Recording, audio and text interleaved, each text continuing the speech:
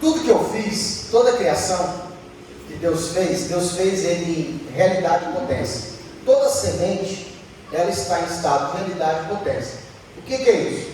A realidade que ela é, a potência que ela pode se tornar. Você pega uma maçã, por exemplo, e tira a semente dela, aquela semente, ela tem a potência de se tornar um pé de maçã. Toda semente tem essa potência. Uma semente de milho pode se tornar um pé de milho, dá vários milhos nele. Uma semente de manga pode dar uma... Você consegue contar quantas mangas tem no pé?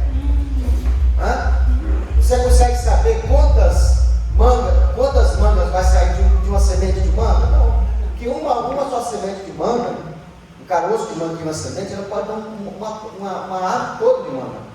Então, toda a criação de Deus, ela foi criada em realidade e potência.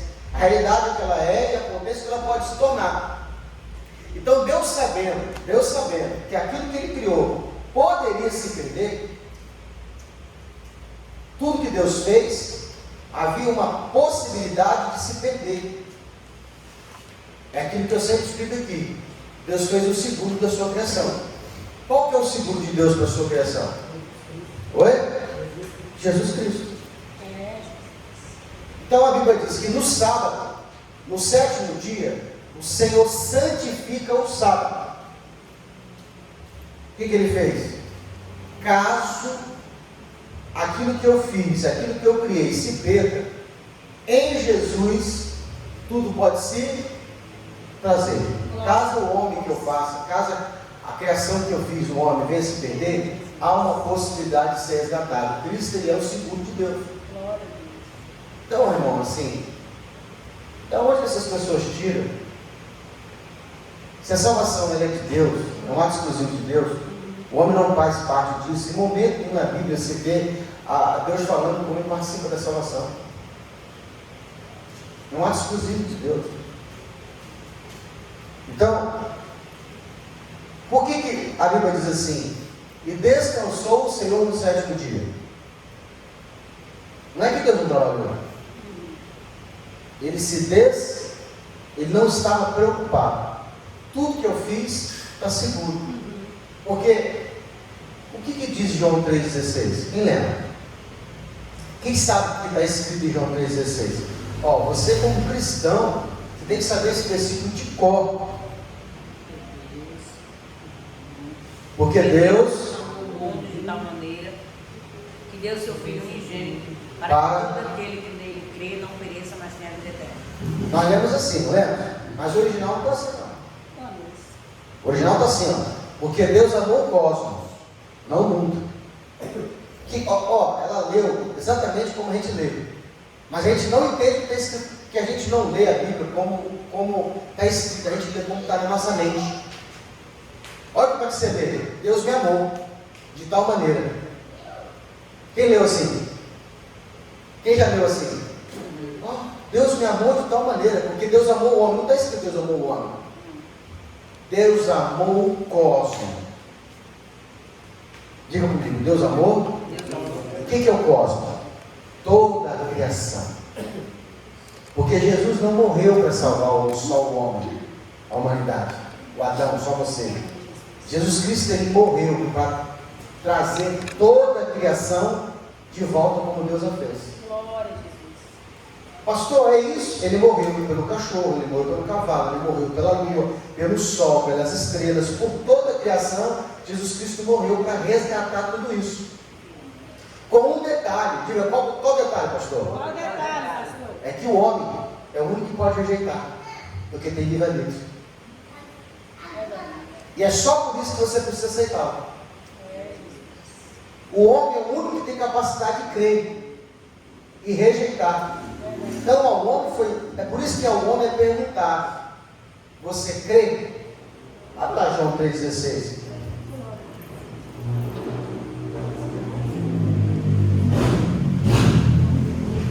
Mas não crê de Mateus, não, não estou lendo Mateus, eu estou falando do sábado.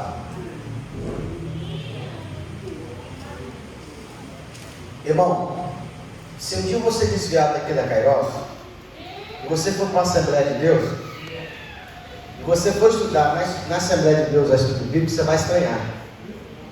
Porque lá tem umas revistinhas. Olha aí.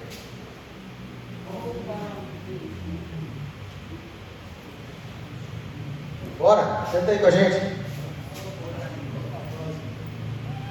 Hoje é próximo. Hã? Vai tomar banho? Oi? Não, porque se for pode banho, é junto de nós. Ninguém que tomou banho, não. Oi? Pergunta se a Tainá tomou banho. Pergunta se ele tomou banho. Eu também não tomei banho. Ele também não tomou banho. Os irmãos, a parte de nós, nós tomamos banho.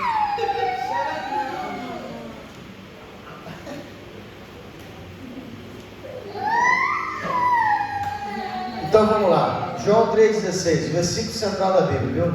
Amém.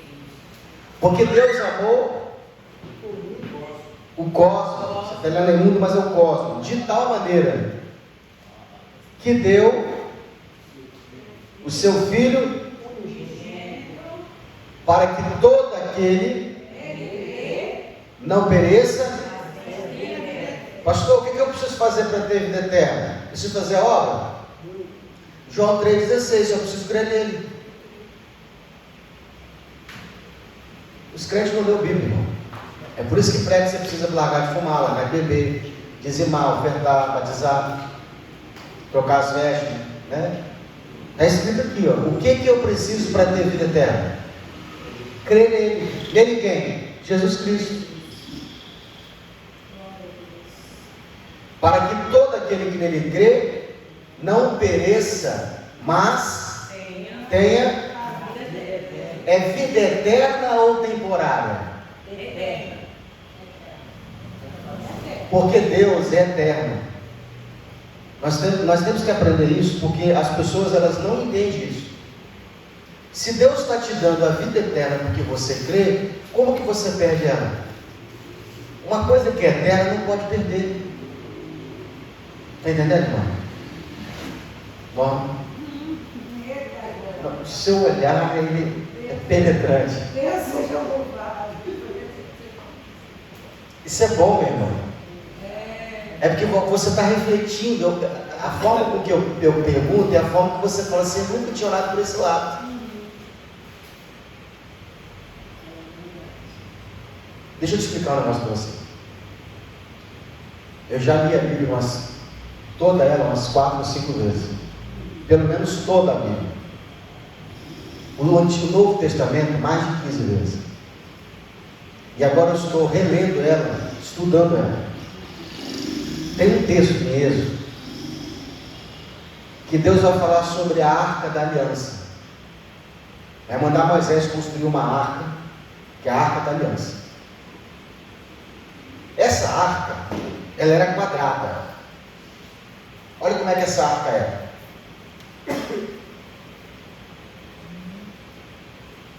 Essa arca ela está guardada, ninguém sabe onde ela está, mas ela está guardada. Moisés falou bem assim, Deus falou assim com Moisés: Moisés, você vai construir uma arca, uma caixa de madeira de acácia.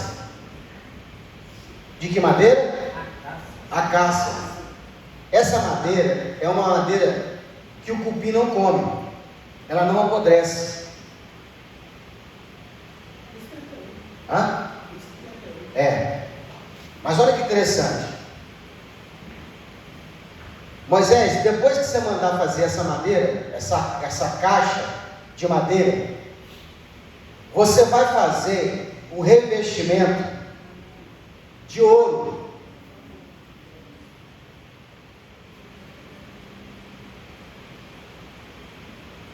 Por dentro e por fora. Quem já comprou aquelas panelas, jogo de panela, que vem uma panela grande, uma menor, uma dentro da outra? Então, é aquilo ali. A caixa era, a de fora era de ouro, toda de ouro. Aí a de madeira vinha dentro, e depois uma outra de ouro, tudo sob medida, de forma que a madeira não poderia aparecer. O que houve?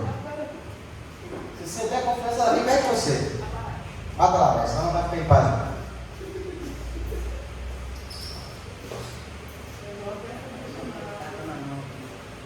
Então, olha para cá.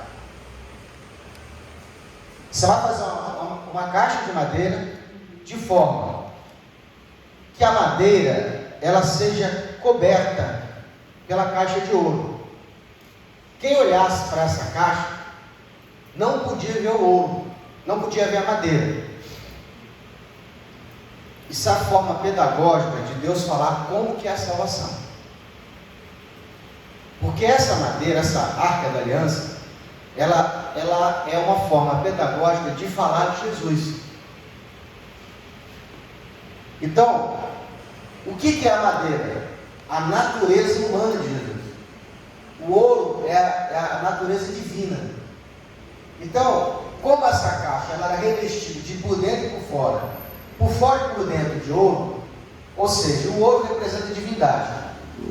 Cristo por dentro tinha o Espírito de Deus, ele era Deus, por fora é a humanidade, só que depois que ele foi glorificado, a glória que ele tinha em cima lhe foi devolvida. Então ele foi revestido de novo de glória. Isso acontece conosco. Assim nós somos salvos. Essa parte humana, que é a sua alma, ela não vai se perder. Ela vai continuar sendo humana.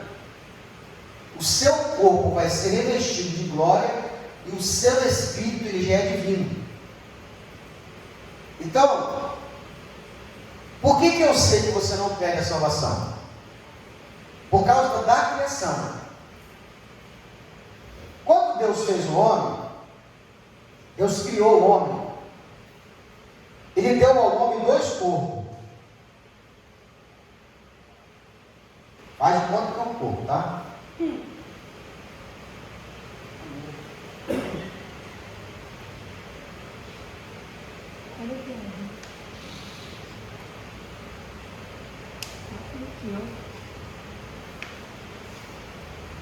Esse corpo é o terreno que ele fez de barro. Esse corpo foi feito espiritual, é o espírito. Esse estava dentro de Deus. Aí ele vai colocar esse dentro desse. Só tem um problema. Digo, qual o problema, pastor? Qual o problema? O espírito e a carne não se comunicam. Porque o mundo espiritual não se comunica com o mundo físico diretamente. Então precisa de quê? De um intermediário. Intermediário.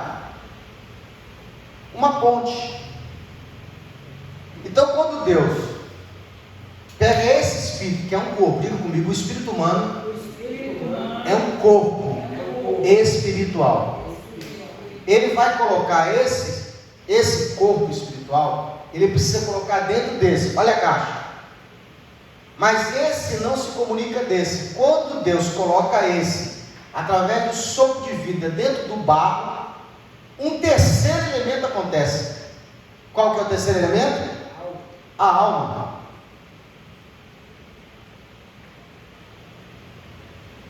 Então, você é alma. Quantos corpos Deus te deu? Quantos corpos Deus te deu? Perderam? 2. Um corpo físico e um corpo espiritual. Tudo dentro um do outro. Esse espírito está dentro da alma, que está dentro do corpo. Os 3 estão aqui dentro. Você é corpo, alma e espírito. Certo? Então, se Deus te deu um corpo físico e um corpo espiritual, de quem é a responsabilidade desses 2 se perderem? Acho massa essa menção. Na criação, Deus criou o corpo físico e criou o corpo espiritual. Você não é corpo. Diga comigo, você não é corpo. Bota a mão em você assim, eu não sou corpo. O que eu sou, pastor? Você é alma. Você consegue entender isso? Você é alma vivente, que habita no corpo. Quando eu entrar dentro daquele carro, você vai me ver e eu vou assinar para você. O que você está vendo?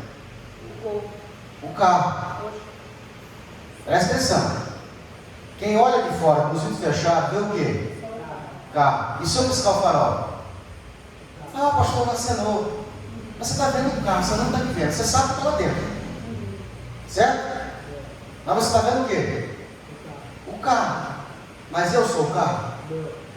Eu sou o quê? O motorista que dirige? Você não é o corpo é o veículo que você está usando para se manifestar nesse mundo. Então, preste atenção, que para Deus, seu corpo não tem valor nenhum. É que você acha que você é seu corpo. Quando você bate o pé e tu pica e arranca a unha, você grita. Porque você sente dor. Mas você só sente dor porque o seu corpo ele está inteiramente ligado à sua alma, pelos sentidos, pelas emoções. Você é emoção, amor, ódio, raiva, felicidade, tristeza, depressão, opressão, tudo é sentimento, é alma. Entendeu? É vaidade, é alma. Então, de novo, Deus fez o corpo humano, certo?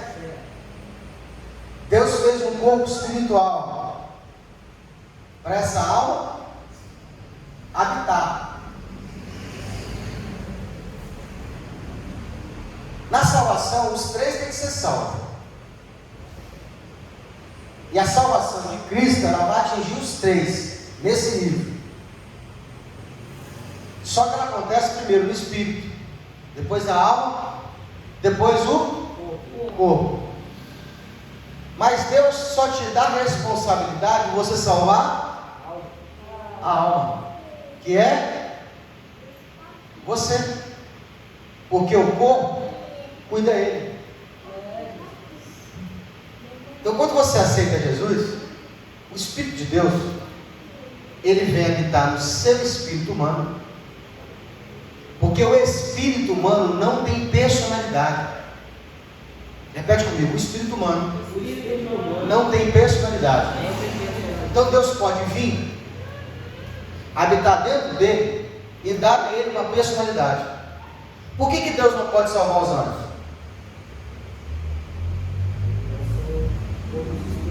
Porque o anjo tem alma e o espírito do anjo tem personalidade. Então Deus não pode habitar dentro do espírito dele, já está preenchido.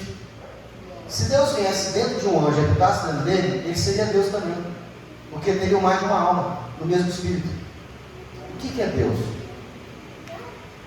Um espírito. Diga comigo, Deus é um espírito e tem três almas. Um espírito só pode ter uma alma. Diga comigo, um espírito só pode ter uma alma.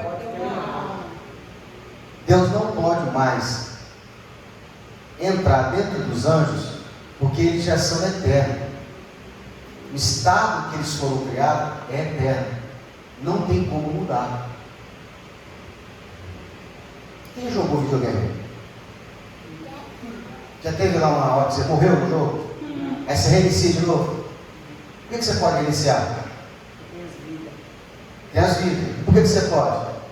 Porque é só um jogo. Você está dentro de um ambiente que você pode, ele não é real, ele é temporário. Não sei se eu falo isso aqui. A gente está tão apegado à terra que a gente acha que isso aqui é real.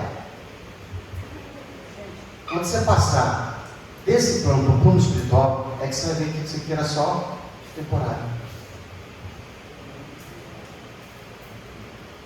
A maior decepção das pessoas que foram para o inferno é descobrir que eles vão passar a eternidade sendo condenados por uma coisa que eles podiam ter mudado em segundos.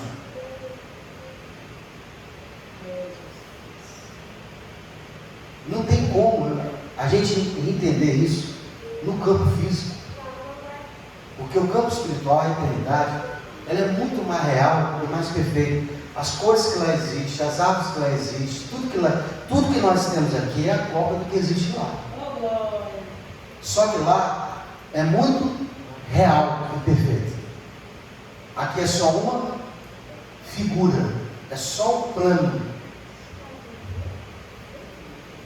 Então, por que Deus colocou a gente no mundo físico? Para o homem não se entender. E se o homem fosse feito como foi feito os anjos, pecando, perderia a possibilidade de ser resgatado. Então, existe uma lei que diz que nesse corpo, existe uma lei, ao homem foi destinado a morrer uma só vez. Os anjos não podem morrer. Como que vão ser resgatados? Porque para não passar por juízo, o juízo é dado à morte. A alma que pecar, essa morrerá. Quando os anjos morreram em estado eterno. Está entendendo o que eu estou falando? Vai pegando aí, eu sei que é uma matéria um pouco. Aí você tem que processar. Aí eu tento trazer para a realidade. Quando você for na internet, você procura lá assim, ouriços fazendo o vaso. Enquanto o vaso está no barro, é barro que está na roda, que o processo para ser feita a cerâmica, primeiro eles pegam o barro, molham o barro, né? Pega o barro, trabalha nele, moldela o vaso. E aí depois que está modelado, eles tiram da roda e colocam em cima de uma prateleira para secar. Esse vaso ele não vai para o fogo logo de cara, ele precisa esperar secar. Você já tirou um bolo, um pão do forno e fala assim, tem que descansar um pouquinho, não pode comer agora não? Ninguém mexe no bolo que acabou de sair do forno, por quê? Ele precisa esfriar para ele assentar, se você mexer ele vai esfarelar. Então o olheiro, quando ele está pegando o vaso ali, ele precisa tirar o vaso e colocar em cima de uma mesa, de uma prateleira, para aquela forma secar. Essa forma de secar é uma forma temporária, porque ainda é barro. Enquanto o olheiro não colocou esse vaso no forno, ele ainda pode mudar a forma do barro. Se de repente eu colocar o vaso aqui, o vaso desmanchar, o cair defeito, ele pode voltar esse barro de novo para a roda, pegar a água, colocar nele de novo, fazer o quê? Mudar a forma dele. Aí acabou de modelar, ele pega, eles nem tiram da roda, ele deixa na roda um pouquinho, daqui a pouquinho ele viu que está seco, ele vem e coloca de novo para descansar. Aí ele olha, está perfeito, tá, agora dá para levar para o forno. Depois que ele levou para o forno, e aí sai o vaso. Se esse vaso cair no chão quebrar, tem como formar de novo? Essa passagem, ela está em Jeremias. Quando Deus falou assim, Jeremias, desce a casa do olheiro. E olha como o olheiro faz lá o vaso. E aí o Jeremias, ele desce. Quando ele fala, desce a casa do olheiro, é porque o olheiro, ele fazia, era uma oficina que ficava embaixo. Então o olheiro, ele ia lá, aí o Jeremias desce. Quando o Jeremias desce, ele olha a forma com que o olheiro está trabalhando o barro. Pega o barro, bota, separa, molha. Deus está descrevendo como ele fez o ser humano. Ele pegou o barro, modelou, enfiou a mão por fora, deu a forma.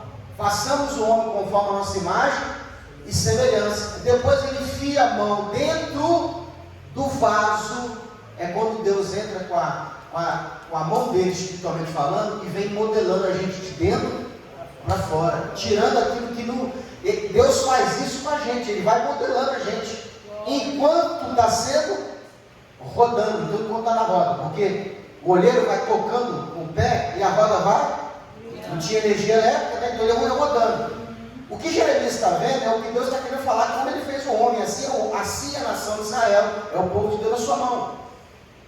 Então ele vai dizer, o olheiro, ele faz como ele quer, ele modela o vaso como ele bem quer, com a mão por fora, com a mão por dentro. Isso é nós na mão de Deus. Essa roda, ela representa o tempo, o mundo físico, certo? O tempo que o olheiro tira a mão do vaso e coloca em cima da prateleira, é o tempo que Deus dá para a gente amadurecer. Depois de maduro, o que Deus faz? O olheiro chega, pega o vaso e coloca onde? Dentro do forno. É o batismo com fogo. Uma vez eternizado, uma vez no fogo, recebeu vida eterna. Uma vez que o corpo foi transformado, não tem como mais mudar. Se cair, se quebra. Então, olha o que a Bíblia diz: enquanto a vida, há esperança. Enquanto está no corpo, porque esse corpo é um dispositivo de segurança, você pode ser resgatado. Se você partir deste mundo, porque Deus deu esse mundo para a gente decidir, que quando houve a primeira rebelião, dos anjos, eles tiveram a opção de escolher, entendeu? Quando houve a rebelião, Deus perguntou: quem quer ir com luz, vai com luz, quem quiser não ir, não vai. Eles tiveram a escolha. E aí, ao escolher a rebelião, eles estavam em estado eterno, não tinha como mais se arrepender, porque essa questão de se arrepender é no corpo. O arrependimento, ele está dentro do corpo. Fora do corpo não tem mais arrependimento. As pessoas que vão para o inferno, elas vão para o inferno porque no corpo rejeitaram a salvação. Fora do corpo não tem salvação. Enquanto a pessoa estiver no corpo, aqui ainda nesse corpo, ela pode dizer: eu aceito, não interessa o pecado dela, o que ela fez. Se ela levantou e ela de verdade ela aceitasse, ela morrer, ela foi resgatada. A gente não pode confundir isso com o céu. Ela simplesmente não vai para o inferno, porque está escrito aqui: Deus amou o mundo de tal maneira que entregou, a gente fala muito, mas é o cosmos, de tal maneira que deu seu Filho unigênito para que todo aquele que nele crê, tem que só crer, não pereça, mas tenha. Então, vamos lá. A vida eterna, quantas vidas nós temos? Quantas vidas nós temos? 3 vidas. Tipo um gato, né? Gato tinha 7, né? A sua alma tem vida. Seu corpo tem vida?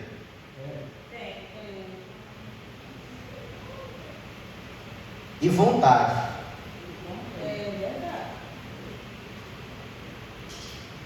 Seu espírito tem vida? Oi?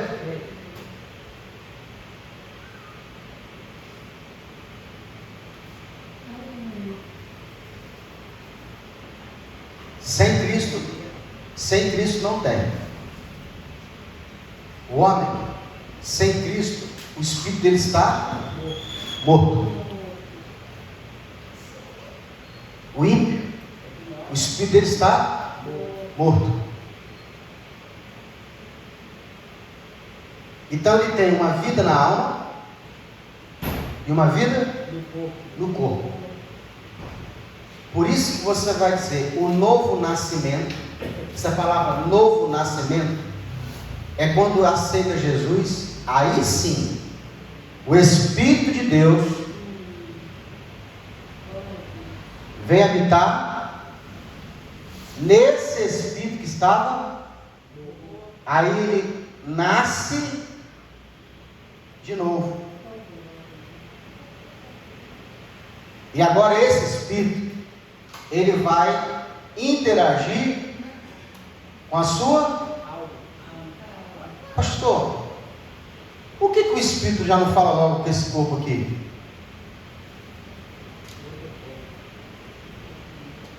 Porque o mundo espiritual não pode se comunicar com o mundo físico.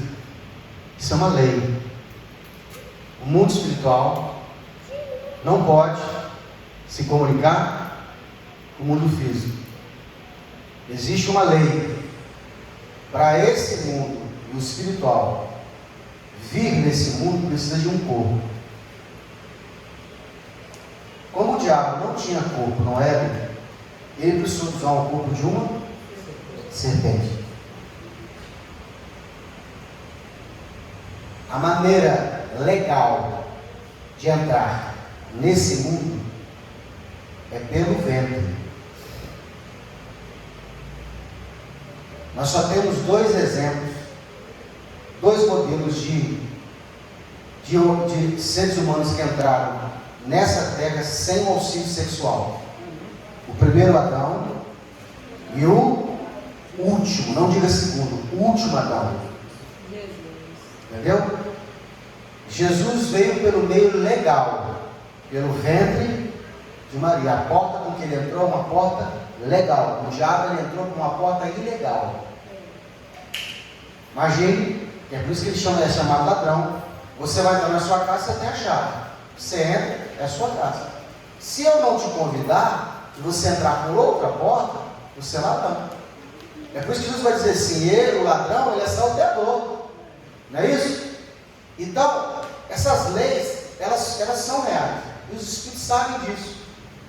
Todas as vezes que um espírito ele quer fazer algo nessa terra, nesse mundo físico, ele precisa de um corpo.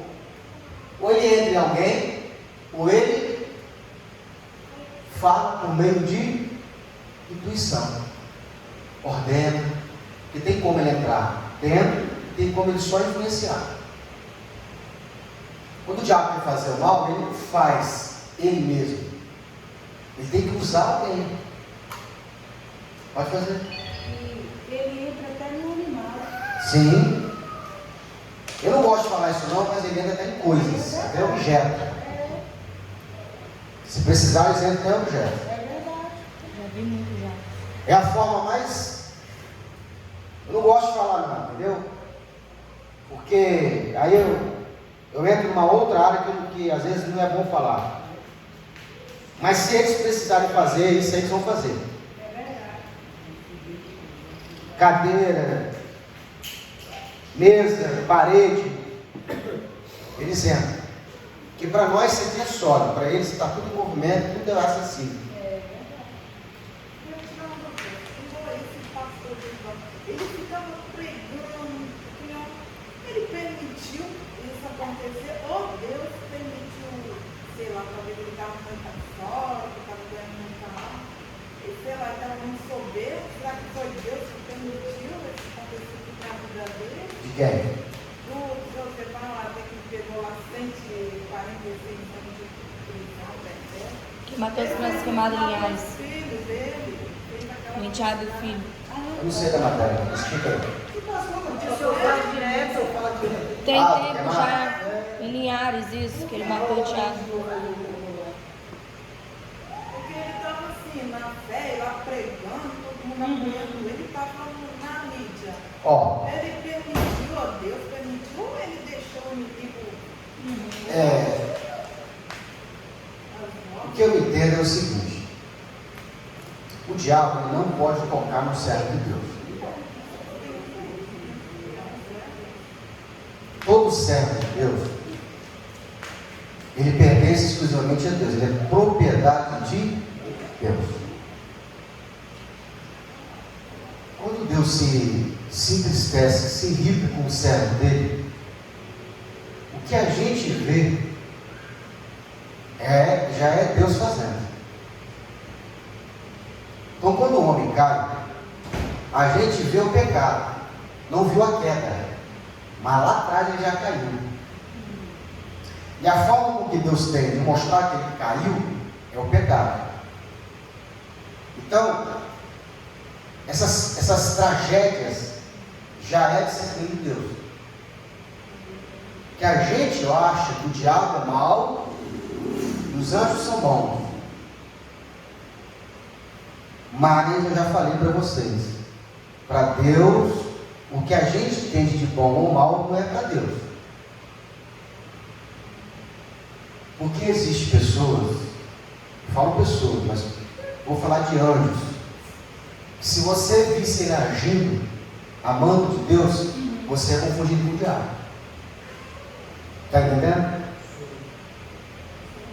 Porque por uma ordem, o anjo não tem essa ligação humana que a gente tem, essa dosinha que a gente tem. O anjo é anjo, espírito é espírito. Por uma ordem de Deus, um anjo sai matando famílias, que você entenderia que é o diabo. Quem foi que matou as crianças no Egito? O anjo da morte. Os primogênitos. O anjo da morte. Desde o trono de Faraó até o curral. A vaca perdeu o primogênito, o cachorro perdeu o primogênito, as escravas perderam, os egípcios perderam e Faraó. Quem foi que matou?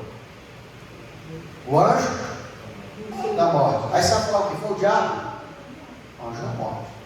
Jericó também. Quando Davi peca, como é que Deus cobra Davi? Manda um anjo ir lá na cidade e ceifar. Só Davi viu o anjo da espada matando, e num só dia ele matou, se não me engano, 7.000 pessoas. E você olha e você fala o quê? Foi o diabo. Lembra da passagem que eu preguei?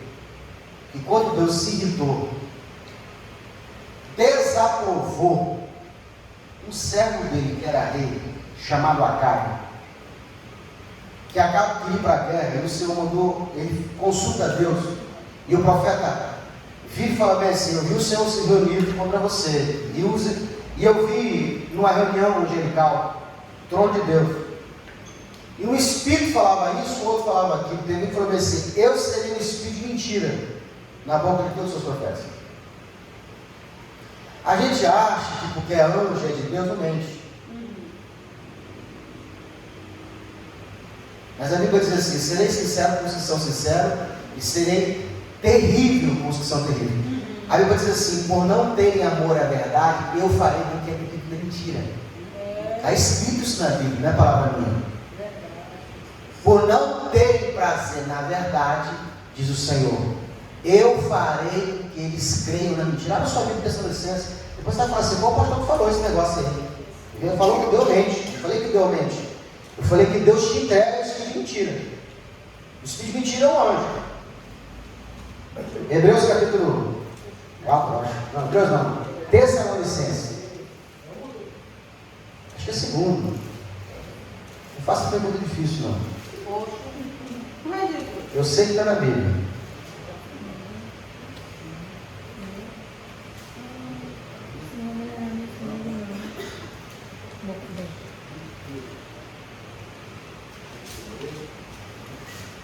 Vou achar aqui, peraí.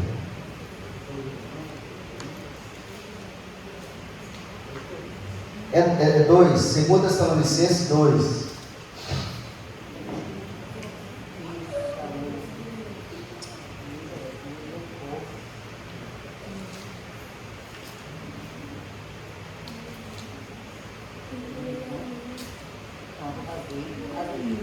Acharam? Versículo 7. Porque já o mistério da injustiça opera, somente há um que agora resiste até que do meio seja tirado. E então será revelado o iníquo. Todos acharam ele?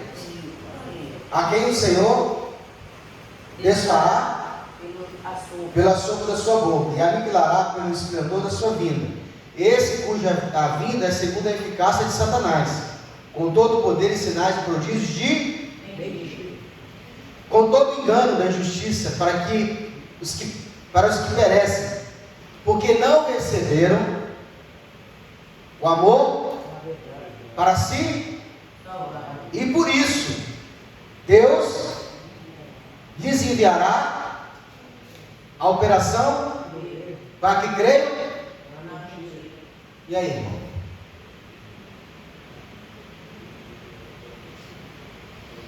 Não, de Deus só vem a verdade, irmão. Deus, você não conhece Deus. Não, Deus, ele sempre vai dar força. Olha o que ele vai dizer: no dia da tua luta, não se mostre fraco, para que eu não te enfraqueça. Gasta energia no papel. Se mostre forte, fica de pé, para que eu te fortaleça. Ele vai falar isso com Josué. Se no dia da luta você se mostrar frouxo, eu vou te botar mais fraco ainda. Por isso que Deus requer sinceridade. Se você vem com mentira, Deus vai te botar mais mentira ainda. Você está entendendo o que eu estou querendo dizer? Então, a história da irmã que ela falou do pastor, eu entendo que na vida do crente, o diabo o diabo não toca. É tudo Deus. Inclusive as quedas. E se ele não for crente? Oi? E se ele não for crente? Aí o azar, a herança de maldição. É porque na palavra de Deus também está escrito, né? Nem todos que dizem Senhor, Senhor, darão ele, né? Então, porque biblicamente você vai ver o diabo subir e pedir permissão para tocar no servo de Deus. Várias vezes isso acontece. Não tocou em Jó se Deus não aprovasse. Quis tocar num dos discípulos de Jesus, dos apóstolos, e Jesus rogou ao Pai para que ele não tocasse mais do que o necessário em Pedro. O diabo, irmão, ele não é inimigo de Deus. Amigo dos homens. Ele é o opositor aos homens. Na mão de Deus ele é uma ferramenta. Então, voltando a dizer, tem pessoa que ela é cruel, ela é terrível, tem gente que ele é muito covarde, mas que escolheu agir do lado do bem. Presta atenção no que eu estou falando, que a linha é tênue. A pessoa, se você não conhecer ela, você vai falar assim, ela é má. Tem gente que é terrível, tem gente que é covarde, tem gente que é cruel, mas ela está do lado do bem. Entendeu? Ela está do lado do bem, mas ela é assim, no controle. Tem gente que ela é má mesmo, que está do lado do mal. Tem cara que bate no pé e fala, não, eu sou bandido mesmo. E tem gente que é má, mas é boa. Já viu isso? Ela está toda ela é má, faz o mal, mas ela é boa. Você fica assim, eu não entendo, falando do bem. Aquele filme Tropa de Elite, você devia assistir aquele filme. Os caras são do bem. São homens do bem, estão defendendo a moral, a família, a pátria. Mas ele vira e fala para o capitão: capitão, está no dedo, está na mira, é caveira. Olha o capitão. 100% também. 100% do capitão? 100% do dedo. Mata. Você vai falar, esse cara não é de Deus não, pastor. Não, ele é do bem. Mas quando você vê o cara agindo, você vai falar o quê? Você vai ficar confuso. Tem gente que é perseguido por anjo que acha que é diabo. O Balaão, ele ia fazer algo que desaprova Deus. Deus não concordava com os caminhos dele. E no meio do caminho, Deus mandou um anjo matar ele. E o anjo só não conseguiu matar porque a jumenta viu. E a jumenta se desviou. E por causa da jumenta, o anjo não matou o profeta. E aí, como o cara espancava a jumenta, a gente não sabe se foi Deus que abriu o entendimento da jumenta para falar, se foi Deus abriu o entendimento dele para ouvir a jumenta. É, Jesus. A gente fala, Senhor. parece que a jumenta falou, a gente não sabe se a jumenta falou ou foi se ele que falou a linguagem da jumenta. A gente sabe que foi uma conversa entre a jumenta e ele. E aí os olhos dele abertos, ele vê o anjo. E o anjo falou para ele assim: só por causa dela eu não te matei. Aí você fala, é o diabo ou o anjo, irmão?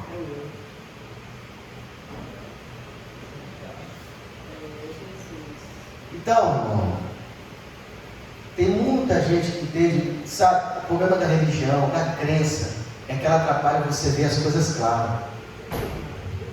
Oi?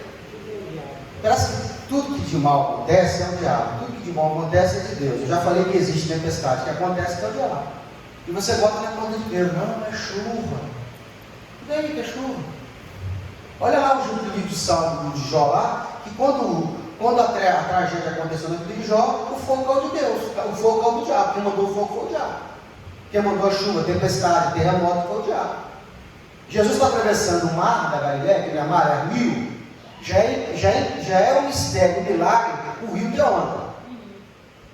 E aí quando os discípulos vão reclamar com Jesus, Jesus levanta e repreende. Aí desde quando vento tem ouvido para ouvir? Entendeu? Desde quando o vento tem boca? Era um espírito que estava atormentando, fazendo os ventos. Você vai ver na Bíblia, quem abriu o mar vermelho foi um anjo.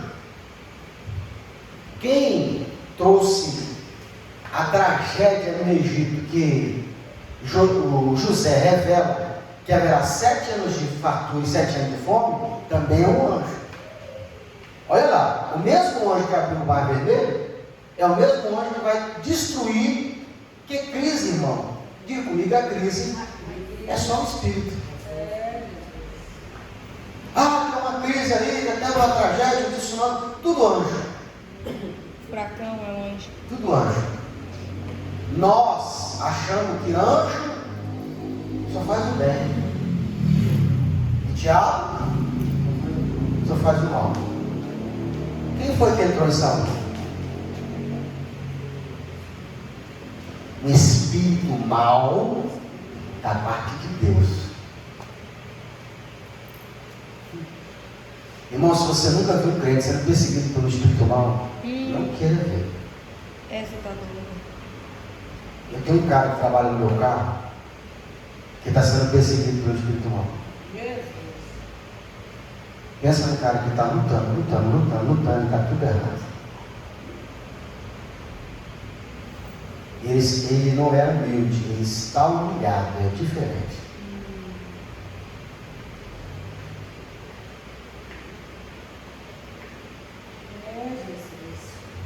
Se você vê o espírito devorador na vida de um crente, é de doer. Você fala, que demônio é esse? Aí você vai ver na Bíblia, quem mandou esse espírito foi Deus.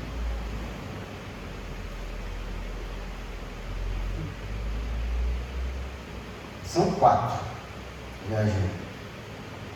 O inferno só pode agir na vida de um crente com a permissão de Deus. Não toca, irmão. É Deus. Não, o diabo, ele rosa, ele balança. Eu já vi o diabo assim, ele fica perto, costa quase focinho. Ele não consegue tocar. Não pode. Você tem que dar uma brecha para ele. Aí ele tem legalidade, porque ele é legalista. Precisa de uma legalidade sua para ele agir. Ele mesmo obedece, mas ele só faz se tiver legalidade. O que eu chamo de legalidade, que na verdade ele não tem legalidade nesse mundo, mas ele é porque você deu a ele uma brecha, uma permissão. É tipo assim, a gente sabe que o diabo, que o ladrão não pode roubar. Meu carro está ali fora, eu não posso. Ele não pode simplesmente pegar meu carro, o carro é meu. Independente de ter que achar uma ignição, a porta aberta, ele não pode chegar ali. Alguém não pode levantar a mão, mas a gente sabe o que acontece. Eu não vou deixar o carro destrancado com a chave de ignição. Eu vou trancar o carro e você achar comigo. O que eu estou fazendo? Estou fechando uma brecha. Entendeu? Então o que o crente às vezes faz é provocar Deus. Fica provocando o Senhor. Olha o diabo tentando Jesus. Você me adorar? Não, lance o dedinho abaixo. Porque se você é o filho de Deus, Deus dará ordem aos seus anjos para que te guardem, para que não tropece em pedra. Olha Jesus, não tentarás o Senhor teu Deus. Como que tenta Deus? Desobedecendo os princípios dele. Ele está tentando Deus. É como se eu confiasse de que nada vai me acontecer, mesmo desrespeitando tudo aquilo que era por todos os sinais que Deus mandou. Deus tem vários sinais na sua vida, e você vai desrespeitando. É tipo assim, é como se eu pegasse esse carro aqui e saísse explorando todos os sinais vermelhos. O que eu estou fazendo? O senhor falou assim, você vai se lascar, meu camarada. O primeiro talvez ele livre, o segundo talvez ele livre, porque possa ser. É claro que Deus conhece o nosso coração, só para você entender, é uma forma pedagógica de explicar. O dízimo, por exemplo, ele não pode estar na mão do crente. Quanto mais rápido ele sai da sua mão, menos o devorador te toca. É verdade. Crente não pode gastar, não pode pagar, não pode fazer nada. Ele tem que ir para a mão do sacerdote. Só que pode tocar o sacerdote. Então, imagine o crente usando o dízimo. Às vezes, a primeira vez, não acontece nada. Mas isso vai se repetir outras vezes. E aí, Deus vai te pegar. Porque existe um acusador. Não que Deus não saiba. Imagine o Satanás, irmão, que é acusador, subir diante de Deus e ter vários anjos trazendo um relatório de toda a humanidade e o seu nome aparecer no céu. Diz aí, Lúcio, o nome não é esse, não, só para você entender. O que você veio fazer? Ele traz um relatório. Hoje eu vim trazer aqui um relatório de fulano de tal, lá da igreja de Cairói, lá. Está acontecendo isso aí. Porque o juiz tem que ser provocado. O juiz ele não faz justiça sem ser provocado. O diabo provoca o tempo todo a Deus. Acerca de nós. Se tiver legalidade a seu respeito, tiver justiça a seu respeito, existe uma defesa. As confissões, os pedidos de perdão. Mas tudo ser colocado em balança. Isso acontece o tempo todo no céu. Até que uma sentença sai. Então, o que é uma maldição? O Espírito. O que é uma bênção? O Espírito. Qual a diferença entre o outro? O Espírito que vai vir. Se for a maldição, o Espírito do mal. Que você vai achar que é diabo, mas esse Espírito do mal, ele veio para fazer o mal. Irmão, se um oficial de justiça bater na sua porta, a serviço de um juiz, para tomar seu carro, que foi protelado, que você não pagou, você vai achar que esse cara é mau. Aqui, um cafezinho, ô querido, que bom que você veio. Eu vou pegar a chave, tá? Você faz isso? Você vai ter ódio do cara. A gente tem raiva do guarda de muita gente. A gente tem raiva da Bíblia que aparece lá, que está com o documento atrasado. É Deus. Mas a Bíblia diz que são ministros de Deus, que são pagos para fazer isso. Então a gente tem que, se tem uma coisa que eu queria que você entendesse, é tirar da sua cabeça o certo e o errado. Você tem que parar de julgar conforme a sua justiça. O que você acha que é certo, o que você acha que é errado para Deus não tem valor nenhum. Você tem que saber como é que Deus pensa. Deixa eu falar uma coisa com você. Há um tempo atrás, eu tinha uma certa preocupação acerca de cobrar judicialmente. Às vezes eu fazia, até pela raiva, e eu tinha um certo temor, ficava um pouco com dó, essa era a palavra. Porque eu achava assim, poxa, vou cobrar na justiça, e às vezes a justiça era muito pesada. Aí Deus me deu uma palavra, que é o que eu falo com você. Se for de crente, você maneira, tenta negociar amigavelmente. Porque se ele não pagar, a gente acerta no tribunal. Mas não leva o crente para a justiça. Porque a Bíblia proíbe isso. Deus ele é o lado mais fraco. Tenta levar ele na negociação, tenta levar ele na amizade. Não leva para a justiça. Mas se for ímpio, bota para arregaçar. Deus foi escolhido. Porque o ímpio não vai para o tribunal de Cristo. O tribunal dele é aqui. E a sua riqueza, dos seus filhos e do reino não pode ser dela cuidar por causa do ímpio. Pastor, mas aí o crente vai ficar livre? Não, não fica não, irmão. Não fica. Crente que dá prejuízo para os outros, a vida dele é uma desgraça. É verdade. Não prospera. É Deus. É verdade. Então, vamos tirar da cabeça da gente esse negócio de que Deus é bom, no sentido de a nossa justiça, entendeu? Porque a gente vai se decepcionar com muitos personagens bíblicos que Deus chamou de justo, e outros que Deus chamou, Deus rejeitou. E você fala, não dá para entender isso. Você entendeu? Porque a gente julga conforme o nosso parecer. E para Deus não é assim. Olha que agora. Nossa, é isso mesmo? Acabar, né? Diante de Deus, eu nem comecei, não. Só tentando.